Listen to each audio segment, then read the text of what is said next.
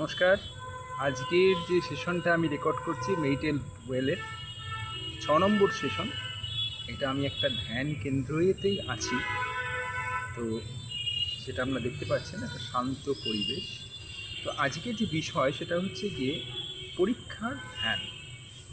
তো আমরা পরীক্ষার ধ্যান বলতে সবসময় বুঝি হচ্ছে গিয়ে, বা পরীক্ষা বলতে সবসময় বুঝি হচ্ছে গিয়ে কিছু নাম্বার পাওয়া। কিন্তু আমরা জীবনে বিভিন্ন সময় বিভিন্ন পরীক্ষা দিয়েই চলেছি, বিদ্যালয়ে, কর্মক্ষেত্রে, সমাজে, পরিস্থিতিতে, বিভিন্ন পরিস্থিতিতে।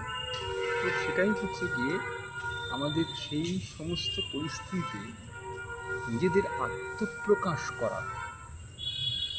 বিবেকানন্দ একটা কথা বলতো, education is the manifestation of the perfection already existing in man.